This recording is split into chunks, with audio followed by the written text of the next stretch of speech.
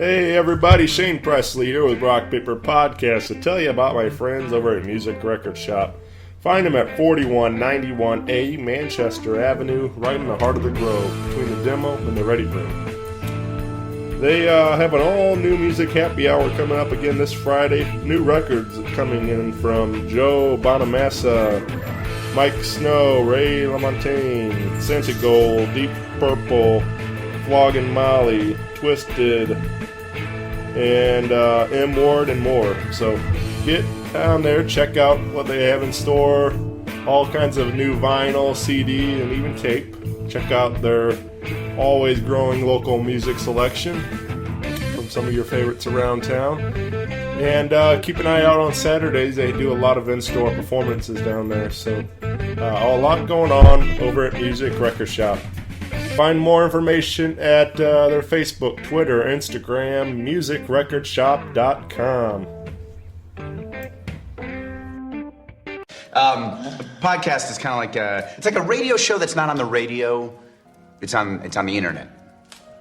Does that make sense? Uh-huh. Yeah. That's also like my mom. It makes it sound more confusing, doesn't it? It sounds like this. Hi, this is Erin Shea. You are listening to Rock Paper Podcast with the incomparable Shane Presley. Rock Paper Podcast. Rock Paper Podcast. Rock Paper Podcast, y'all. Hey everybody, Shane Presley here, Rock Paper Podcast, hanging out at Pops in Sauget, Illinois with Erin Shea. Welcome to the show. Hi. This is exciting. I'm ready. We are down here. Today is the first of hopefully many. We Are United networking. We got local music. We got some cheap beer. All kinds of stuff going on. Hopefully a bunch of people are going to come hang out and get to hang out and meet each other and hopefully bring everybody together. Well, sounds like they're getting ready out there too, huh? Got maybe some gear loading up. But anyway, yeah, I wanted to catch up with you, sit and talk a little bit, get to know you a little better. We recently started talking and hanging out, seeing each other at a bunch of the same shows, and but yeah, I wanted to get to know you a little better and help talk about your show. You've been doing your radio programs called Mo's Super Fun Local Show. Yes. Yeah, over at UMSL. Mm-hmm. Let's start with this weekend. I know you've been doing some traveling as well for some shows. I just went down to Nashville for a concert to see Tyler Bryant and the Shakedown and Rival Sons, and then so that was a really good time. Yeah, you went to Columbia? I went to Columbia, and actually I'm lucky I even made it because I was on the air until 6, so I had to jet out of UMSL and haul butt up to Columbia. But Inner Outlines, who they're so great, and the Weekend Routine, we're playing up at the Social Room, which that place is really fun. Yeah, it's a cool spot. Have you been there? Yeah. Yeah, they have this whole you have to pick up a phone, you have to say a password, it's different every day, and you walk in, there's this mirror, and you have to walk through the mirror. I'm giving away all their secrets. But I don't think there was a password when I went. Oh, there was for me. Both times, because I've been up there once before. Yeah. But yeah, Inner Outlines and the Weekend Routine played up there with Tidal Volume, which they're from St. Louis, but I hadn't seen them before. They're really good too. All right. And it was a great show. They sold the place out. Yeah. I went there a couple months back. It was Gabe of Skyburnt White used to they had a band Sick Love before with another guy, Frank, and Gabe and Frank joined Six by Silver. Oh, okay, yeah. They played at Cicero's too, right? Yeah, right. Well, they did the 10-year reunion or 10-year whatever for the release of the album, the debut album. That's the 10-year anniversary. That's what it is. So anyway, they got together and Gabe played that and invited me to ride along. So I went up there and it was really a cool night. We had a good time up there. But yeah, it's a neat room. And I don't know. But yeah, I don't know. I didn't know about the password stuff. But yeah, Inner Outlines though. Those guys I've been talking with them. They'll be on the show here shortly. Oh, good. I'm so glad. I had them on the super fun... Well, it was still the super fun rock show then before I made another hour for the local show, but I had them on. It was just Matt and Andy that came in because everybody else was really busy, but it was fun. Yeah. It was a riot. So. Yeah, I'm excited to hang with them. I think I'm going out there to their practice and making a day of it, so it should be it's not a bad drive. Quite the adventure. So yeah. What's the farthest you've driven for a rock show? A local show or a show in general? Just a show in general. Colorado. Yeah. I went to Colorado last fall to see one of my favorite bands, Mariana's Trench. I took Coheed with me, which if anybody knows Coheed knows I'm lucky to make it back alive because of how funny he is and the jokes we were having. But we went out there and made a weekend of it, had a trip, saw a concert. We stayed in Colorado Springs and drove to Denver for the show. Nice. And I mean that's about as that's not like a 10-hour drive or something. With Coheed, it was about 14, yeah. but because we had kept having to stop. But yeah, it was a long drive, and obviously he couldn't help at all. So, but we had fun. Yeah. And, I went to Chicago one night for a Alice in Chains show at the House of Blues. So it was 5 hours up to Chicago and turned around and drove home, and then same thing went down to Nashville. So that's the 5-hour round trip, or one way, and then back home. That's the most I've ever done. So. I wouldn't drive for 14 hours to see any other band but Mariana's Trench. Maybe if they did like an MXPX reunion show or something, but like full band. Sure. But no. I'm hoping to run out there to Denver for one of these times, catch a show at Red Rocks. Would be awesome. Kind of a bucket list goal for me. And I hopefully, maybe even this year, I got a cousin moved out there in the Denver area, and so maybe I'll have a couch to crash on when I do go out there, save a little money on. So yeah. So how do you get into doing your radio show then? Happy Accidents. Yeah. Basically, I was attending UMSL anyway, under a different major. I was a social work major. I was almost done with social work major. And I was outside the student center hanging out and ran into a guy and started talking to him. He turned out to be the program director of the radio station. I was actually promoting a show that I had Inner Outline CD release was that weekend, I think, the coming weekend, and I was saying, oh, you should come to this show, and, here's some tickets, I'll comp you tickets, whatever, come check it out, see the scene, and it went from there. He said they had an internship, or not an internship, what's it called, when you go in and, learn orientation. Yeah. Sorry. The day after the Inner Outlines release, so that was fun. But I went in that morning and learned basically the basics of it and started doing it just kind of for fun. Right. And I was like, oh, well, I can play some local bands I know, and I can play the music on UMSL Radio.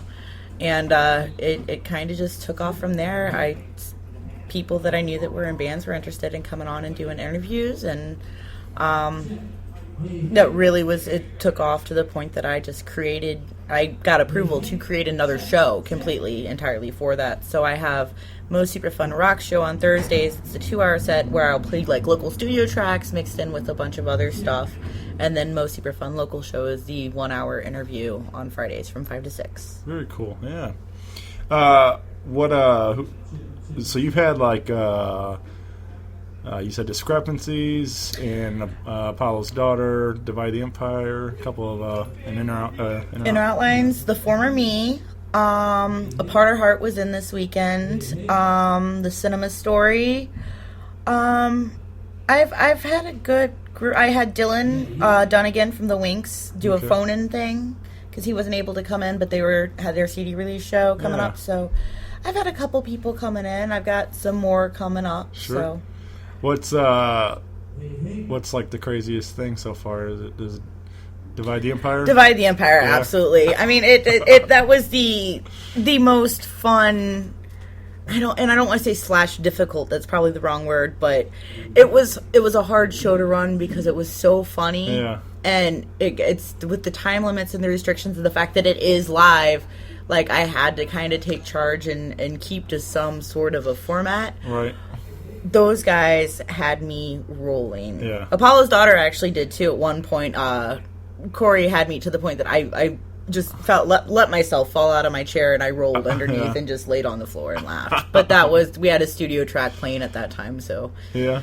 But yeah, it's fun. I love the shenanigans. Yeah, It's the best sure. part. What Corey was singing some new lingo on the show? Yeah, and I just was I've played that song so many times. Anyway, I was just like, I'll turn the mic on and push the button because it was funny. And Corey's he's a nut. He's a lot of fun. That's a good kid. That's a good word. I was gonna say the same thing. Yeah, he's great. But yeah, Randy and Joe of Divide the Empire. Those guys are. I had so much fun hanging with those guys too. They were on a while back when their album was coming out, and just a whole lot of fun. Hi, Garrett. But yeah, so you're talking about since you're doing this with the schools and you're doing it by like the semester, is that you're going to be able to keep it going? You said yeah, at this point. And the nice thing about like the intersession times, like between semesters and summer, is that we don't have like such a strict schedule because a lot of the DJs are not in school. So what this semester booked up so fast with bands that I was just like, well, okay, I'm having to tell bands that I really want to have in no, because I don't have the space requirements, like the time to put them in. And I went and got permission that I'm going to be able to continue throughout the summer. So this is going to end up being a year-round thing for me now. Great. Maybe even in the summer I can extend it to 2 hours or something. I don't know. I'll have to try and get approval for that. Let's hope, because it's really hard to squeeze, all of that in 1 hour. Yeah. Well, as you know, Sure, your podcasts are never that short. Yeah. So. Yeah, I try to run around an hour, but yeah, if it's going good, I'm gonna let it go. I don't, Yeah, and see, I got a DJ coming in after me, right. and I can't do that. Sure. So. But you do, you can listen live on the air, but you also run it as a podcast, like on YouTube and stuff? Yeah, but the way it works is we don't have. Basically, UMSL is the scum of the University of Missouri system, and our station doesn't get a lot of funding, so we've worked it to where our station, even though you can't really tune in, we do have an AM station. It's a live stream. So you would just go to umslradio.com and stream it live. But because I know people have different schedules, some people work different shifts, or they're loading in their gear for a show or whatever, I started making it to where I go in and I take the archive file, I'll throw it on a flash drive, and I'll upload it to YouTube or something and link it to the bands. The bands have access to, if they want that raw file, they can have that. We've also started taking video now as well. So there's video in there, unless the artist doesn't want it. Right. Yeah. I don't know. People have asked me a lot about putting video up for mine. I've had a few people record them for their own. I don't know if they've ever, like I just did one with a guy, JD Hughes, and he filmed it. They're in the middle of like putting together a documentary about his some of his stuff, because he's a survivor of leukemia, and he's went through a real rough patch and things, and music's so that's the power of music, is music helped get him through it all, and he's so that's kind of what they're the message of the documentary. And so anyway, they wanted to record my interview for in case they want to cut up some stuff and put it in the documentary. Yeah, so I was like, yeah, that sounds good to me. Yeah, the video was not originally my idea. It was the guy that does my tech for me during my show. I actually have somebody, because I'm not super familiar with the controls, and I would rather just have somebody else do it when it's bands performing live on air that knows what they're doing to make sure those levels are good. It was his idea, and it was initially just to be for their live performance. So if they were going to let Apollo's daughter did Run and Remember It live for the first time on my show, we have video of that in case they want it, in case somebody wants to see it. It turned into we're recording the whole thing, and he posts them on his YouTube, and then we really need to kind of get our stuff together and get one YouTube channel that it all goes on. But we're college students, we're busy, and it's disorganized. So I'm learning. Yeah.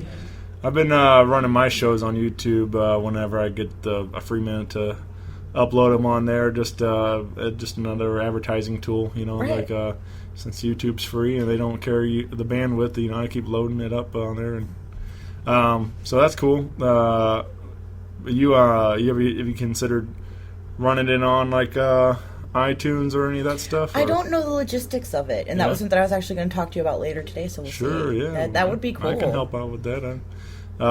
Yeah, I think that would be a good tool for you. I think it would help broaden your market, having access to all these apps and everything now with iTunes and Stitcher and all that stuff. So it helps. I mean, the thing is, and I think even with bands, like you talk to them, they got they got it on iTunes, SoundCloud, Spotify. You got to have it. You have it everywhere. Yep. Yeah. So it's just people want it on the app that they like the best, and everybody has a preference, and so it's kind of one of those things you kind of got to to Cater to your audience. Yeah. Right. Yeah. So,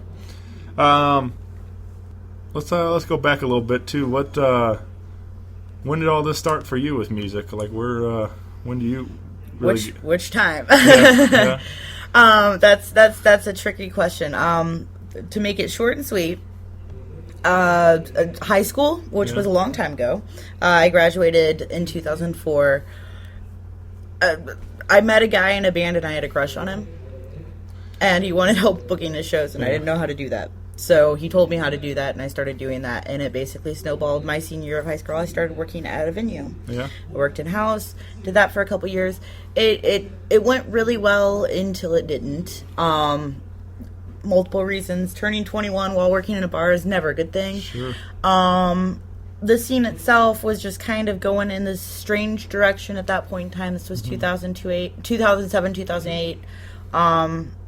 It was a combination of things that I just was kind of threw my hands up and it's like, I can't do this anymore. This isn't for me right now. And kind of walked away.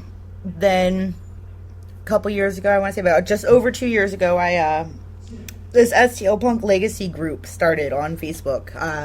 I think Tyler Connersman started it. And I saw it and got invited to it, whatever, joined it. And a former local band now, they were active at the time, were promoting their CD release show at Foo Bar, and I just said, oh, hey, I'll go. I like this band. They're my sound. They're really cool. And I went and just started talking to some people, as I do, and decided to get re-involved part-time. It took a while to take off, and once it started to, I realized that that's just really where my passion is. I was going to school to be a social worker because I want to help people. I want to make people happy when they're sad. I want to help them with their problems.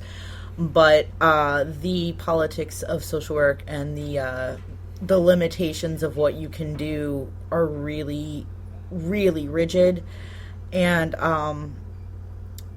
people are just very disappointing sometimes, and I just didn't have the heart for it.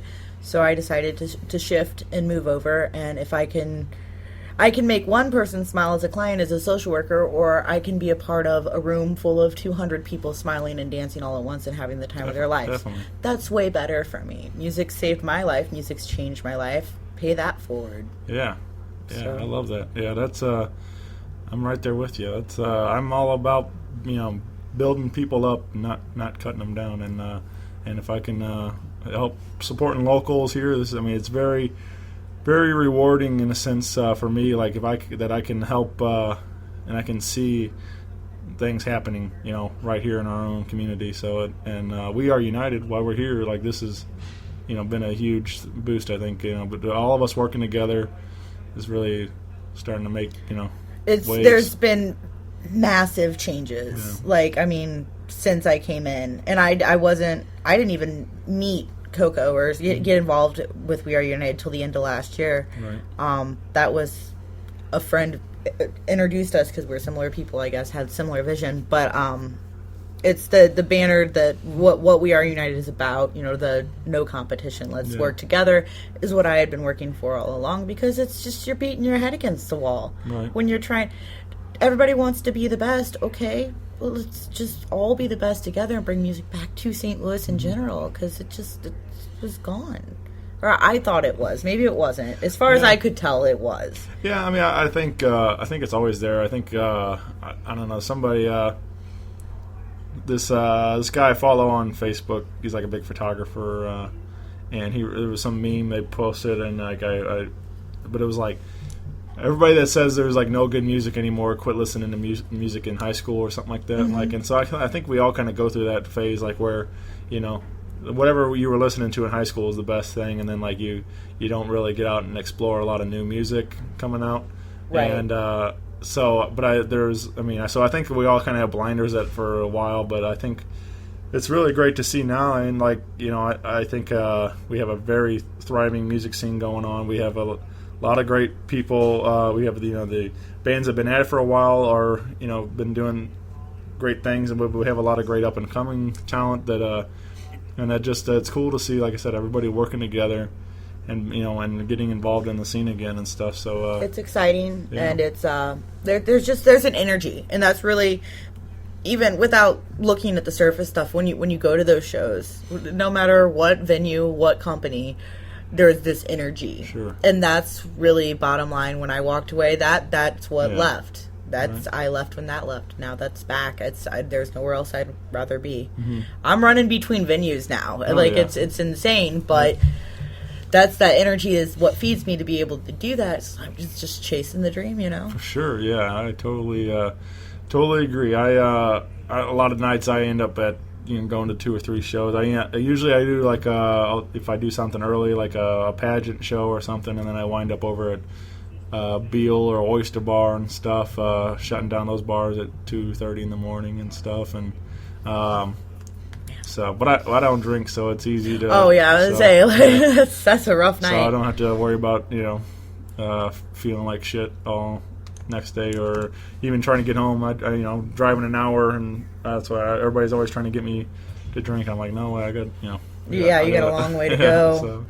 So, but yeah, between all that, like it's like I said, it's a rush for me. I love it. I love the live music. I love the people that are making it. I like the audience. The just an energy, like you said. So it's a lot of fun chasing that dream. Like so is Mo's Super Fun Local Show? I mean, is that something or Mo Super Rock Show? Both of them. Yeah. But. Is this are you looking at be a career wise? Radio is my fallback. Yeah. I don't really want to. I love it, but I feel like I have the capacity to be able to do a little bit more than that. Mm-hmm. So right now, I am in school. My degree is my degree program is media studies with a minor in communication. That's really kind of a general, broad thing. So I'm taking video production, and I'm taking radio in the recording industry, and there's the advertising and marketing classes. Like, it's a very broad overview of anything that you can do in media. I used to think I wanted to do A&R, and I still kind of do, but then when you're working in A&R, you've got those politics of the labels to deal with, and I really don't. That job is being phased out anyway, sadly, and I don't really want to deal with big label politics. Right. I don't think most of the bands don't even want to deal with big label politics anymore. I'm looking more at stuff like maybe tour management. I don't necessarily know if I want to do promotions forever. I'm exploring my options, sure. But I definitely want to be out and in it. Mm-hmm. That advocate for the band or the bands, the person that's making sure they're not getting screwed, the person that's making sure they're being taken care of, that they're able to be as creative and free without the hassle of the logistics and the politics and the paperwork and the mess that comes with that. Yeah. I don't know. I always say, people ask me about going to radio and things, and I don't know. I really enjoy this. Like the format that I have going, and I don't know that it would really translate well to taking it to FM radio. Yeah. So like radio's got politics in of itself, and right. rules and standards and regulations, and it's I know another person that's in radio like for a job, and we were talking and comparing like half of what he has to do every day I don't have to do at the college level. But if I had to do what I would go crazy having to do all the stuff that he has to do and follow the rules and the structure. So it's definitely different. Right. Yeah. I always joke with these bands. Hopefully it's not a joke for long, but I always say like. I was at the Skyburn White party on Friday. I hosted their party, and Gabe, we're loading gear out, and I said to him, I said, you need help with that? And he goes, well, if you want. I was like, well, I got to learn how to do this stuff, so when we go on the road, I can help out. So I keep do it. I keep telling these guys I'm going to drive the tour bus whenever we hit and all that stuff. So hopefully. Hopefully you do. Yeah. I want you to. I think that would be great. A lot of these bands look up to you, and you're a good support too. Yeah. So I love it. Like I said, it's but it'd be cool to see some of my buddies, really, hit on a national level or get out there and work on the road more. And I know some of them are getting there. Even guys at Fivefold have been doing a little more touring stuff, and that's exciting to see because they've earned it. They pay their dues and more. They've been working hard at it for a long time, and hopefully just all that. But these bands like Fivefold that are getting some success at it, they hopefully just gonna ripple effect to everybody, and we all get a. Let's hope so. I think what it's gonna come down to is if people are gonna follow. And I just in general, they got to take those steps too. They got to, So we'll see. The ripple effect can only go so far before everybody has to play in their part into it. Right. And I don't know if that's going to translate properly in the podcast. By what I mean is you got to work for your band. Sure. Yeah. You got to promote yourself too. Yeah. We all work together. Oh yeah. So what's do you have a particular favorite concert moment you can think of at all, or something that come to mind? In my life? Sure. Oh wow. Oh gosh. You said Mariana's Trench. You like? Oh, they're so good, and they're not even they're poppy. Yeah. But it's not the poppiness that I love. I do, and it's very catchy, and that's great. But they're just talented. Mm-hmm. I don't think. Yes, we have a very different music taste. Not completely. Well, I'm a little more eclectic, sure. maybe. Well, I love it all, but like we have a lot of crossover. Mm-hmm. But you like a lot more pop punk kind of stuff, and I it's something there's a few I like. I've never really been into that particular scene, and I like a lot more blues-based rock. See, and now I'm having to do the same, where I come over and find that again, because and when I started and got back into the scene, I do have those roots, those pop punk roots. So that's where I started, because the way our scene works is it's very spread out. It's really weird that they don't merge much often.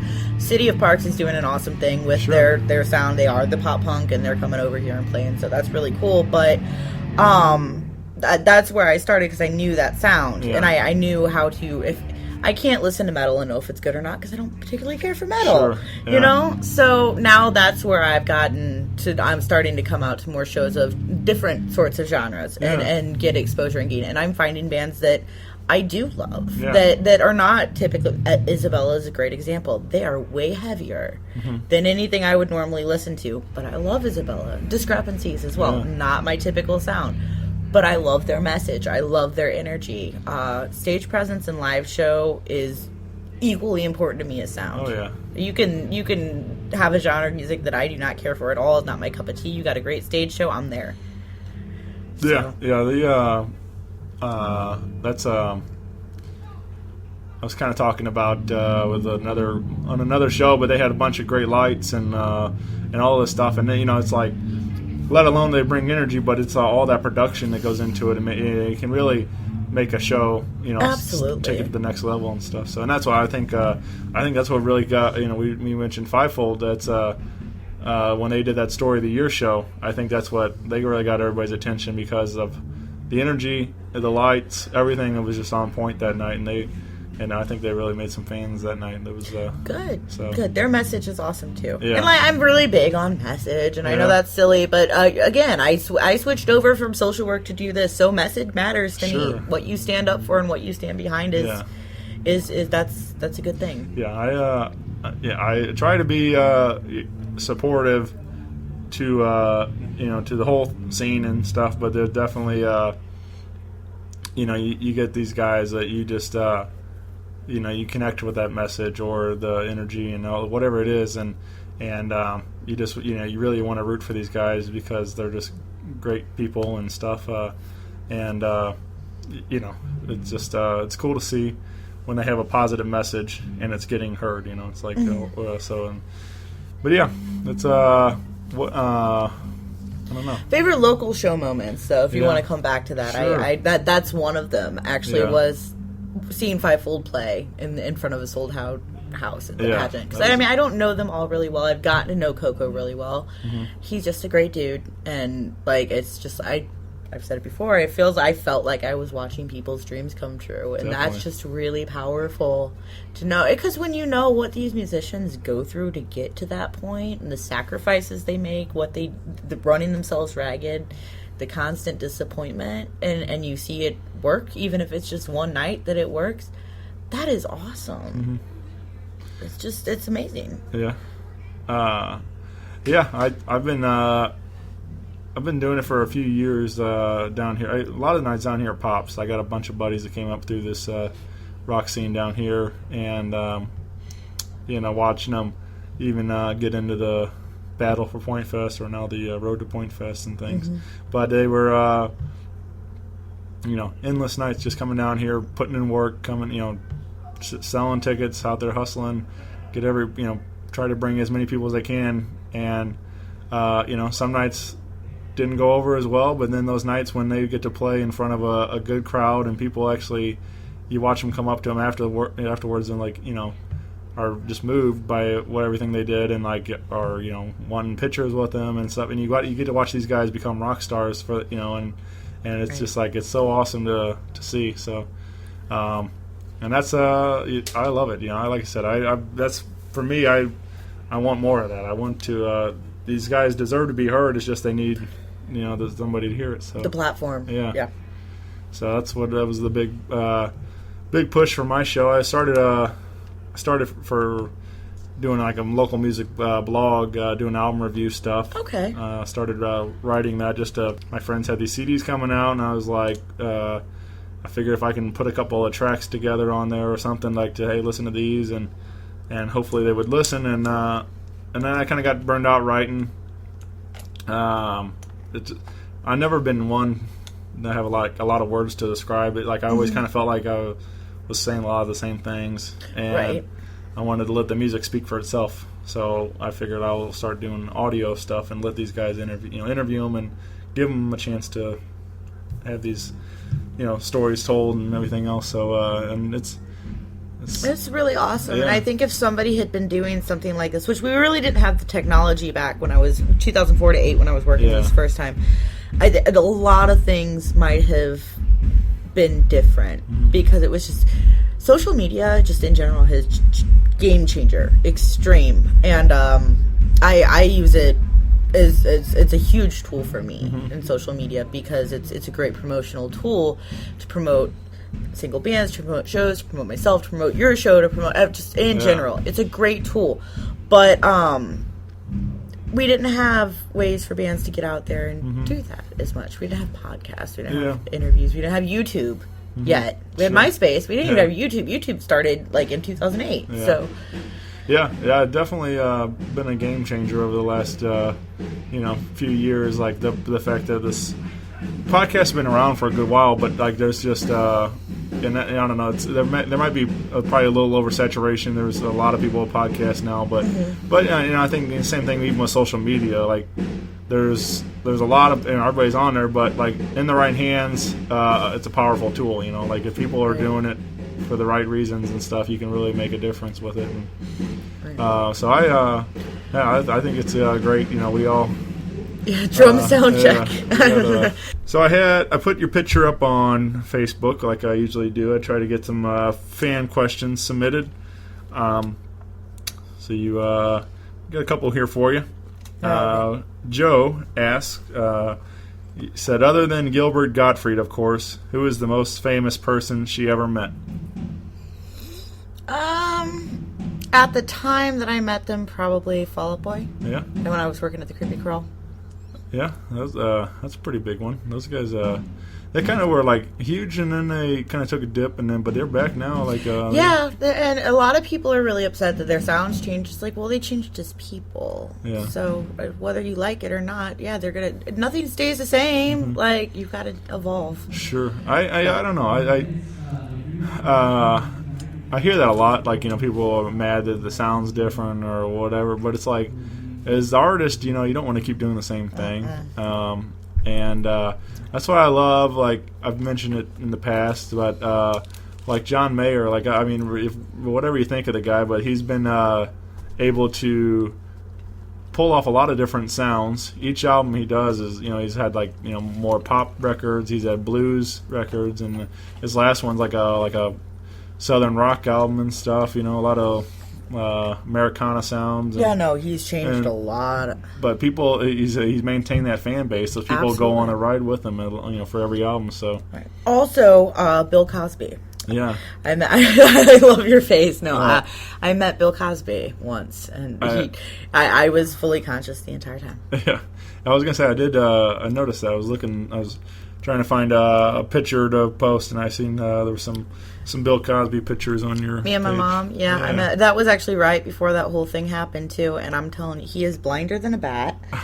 His whole eye felt so bad. His whole eyes were like blue. So whether or not anything happened before, that's not my business. Sure. Nothing happened with me and Bill Cosby. He was strictly a gentleman.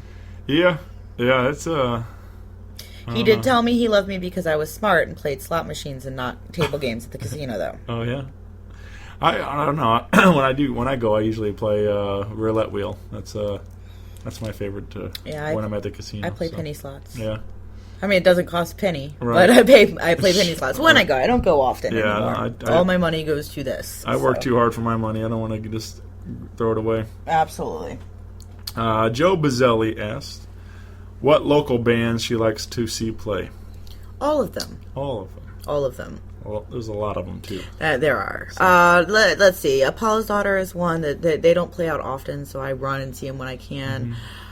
The Cinema Story, that's a story in of itself. I need to meet those guys. I don't know them yet.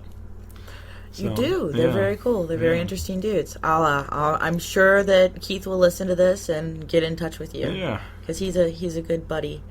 Let's see. I'm really getting into. The Former Me is one that I've followed. The Weekend Routine, Inner Outlines, like that whole scene. Mm-hmm. New Lingo, Ashland. That bottom line mic drop. That's the end of it. Yeah. Ashland, they're just Asia. Just blows me away every time she opens her mouth to sing. They had an acoustic show last night. I heard it really well out in Effingham. Yeah. Okay. Yeah, I'm working on getting them on the show too.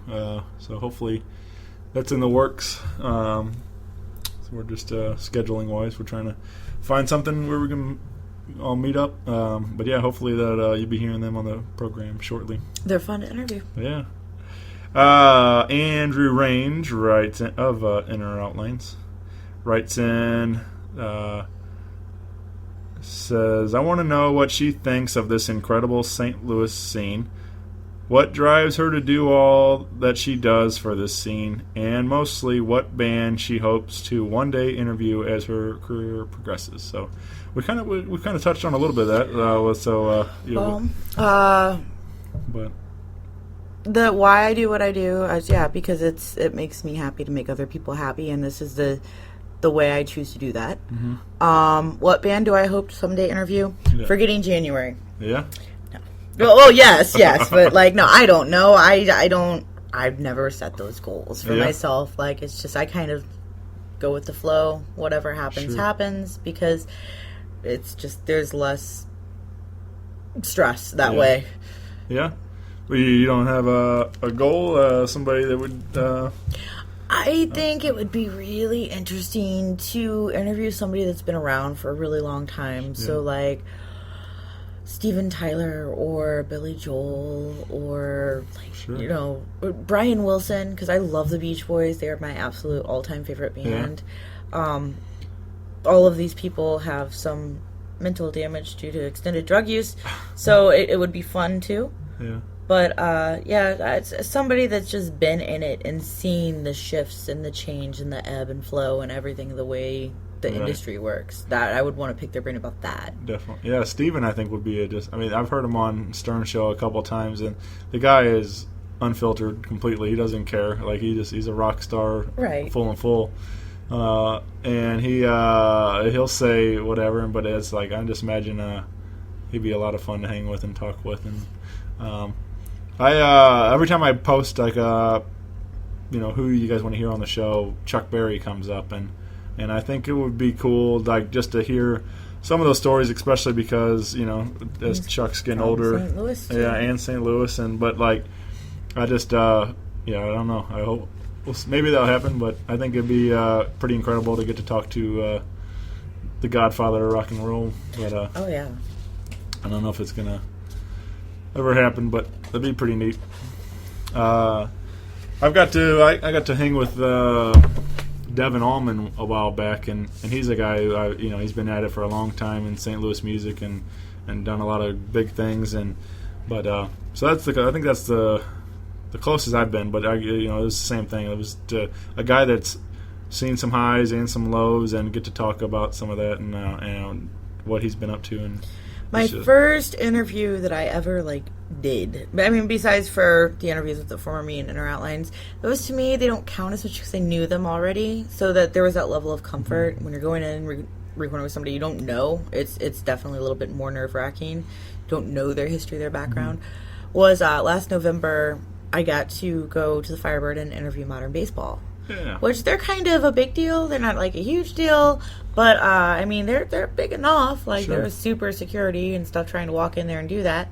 So that was interesting. That's the biggest that's the most famous quote unquote person that I have interviewed thus far. And you just shared a video of that, right? Mm-hmm. The guy that does all the editing finally just got it all done. I was so sick though. And thankfully it doesn't really come across in the video. I kind of was holding my nose the whole time, and it was because it was running. I wouldn't shake their hands because I told them. You can see there's a big table between us. I chose a booth because they didn't want to breathe on them. I had just come back from Colorado, their Mariana's French show. Yeah. And I had 102 degree temperature, but I did not want to miss the opportunity to go interview an actual label band, So yeah, I agree. It's a really neat opportunity, but at the same time, it's kind of inside. You might be shaking with nerves and everything, but you try to just keep cool and calm on the outside and make it work. But it's a rush to get to talk to some of those people at that level, and just especially people you are just a huge fan of and stuff, and you admire a lot. Right. But at the same time, you're talking about interviewing somebody you don't know, and I find it sometimes it can be difficult, but it's also a lot of fun because you ask questions out of genuine curiosity instead of I felt sometimes when I've interviewed my friends on here, I kind of know some stories and kind of guide them into some things that, but it's also nice to kind of go in with a clean slate and not know anything and learn about these people. And so combination. Right. Yeah. And that's, so I enjoy, as a host of this show, enjoy doing both and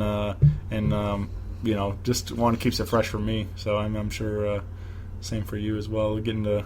I'm learning. I said, you've been doing this way longer than I have. Yeah. And this was never something I intended on doing. It just kind of fell into my lap. Yeah, I was saying, I never thought I'd be doing radio stuff or whatever, but I'm if I can help, you help out these bands, help out whoever. Like I said, we're all, we have very similar messages with our, so I'm happy to help you out in any way I can. I'm glad we could do this today, and so and I would love to have you in. I'm booked up through May, but I've got to have a sign-up table out here, so maybe you should come sign your name. Okay, I can handle that. You think so? Yeah. It's only an hour. Yeah. All right. But so check out Mo Super Fun Local Show. Where what's the UMSL Radio?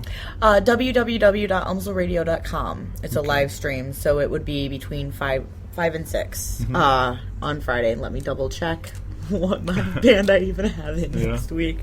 It's been a mess. Yeah. But let's see. So next week I have. Next week I'm in New York City. Oh yeah. The Scamps are coming in though, and I have somebody interviewing for them. The week after that, March 11th. Yeah. It's My Legacy, My Ghost. Oh, all right. And those guys are a lot of fun. Are they? Yeah. Good. I'm glad to hear I it. did one here at Pops with them, and they played live and sounded incredible. And you're in for a treat. Those guys are a good hang. Good. Tune in for that, and check out We Are United. Me and Erin have been doing a lot helping out We Are United. So if you and Butterfly Boomerang Productions. Yeah. I do have my own company too. Right. Yeah. Actually, we didn't. You talked a little bit about some of that, but I don't want to make it about me. Sure. Do you have any current shows? I do. I'm working on a cover show. It'll be April 22nd. Okay. So it's not finalized yet. I will say there's a Census Fail cover band. There's most likely a Saosin cover band. There's a Foo Fighters cover band, and there is a Coheed Cambria cover band. All right. Thus far. So that'll be April 22nd at Cicero's. Okay. And we're going to fun. call it Under the Covers. It's going to be an event show. I don't know what I'm going to do as far as decor yet, but it'll be something fun. Yeah. All right. And you have this Facebook for that? Yes, I do. It's facebook.com/BBPro. So Okay. letter B, PRO. All right. And I'll tag it all for you. We'll get up there, and hopefully maybe by this airs, maybe we'll have some bands finalized, and I'll be able to help promote all that for you. Yeah, I mean, those are the ones that are finalized, Sure. but it just hasn't been announced yet. Yeah. Check out all things Erin's up to. Listen to the Mo Super Fun Local Show. Find yourself some new music. Come out to all these local shows. Support local music. If you learned anything from that, that's what this is all about. We're all trying to support each other, support local music, and have a good time doing it. So, Amen. yeah. Well, Thanks for having me on. Thanks so much for hanging out. Sure. Rock Paper Podcast. Rock Paper Podcast. Rock Paper Podcast, y'all.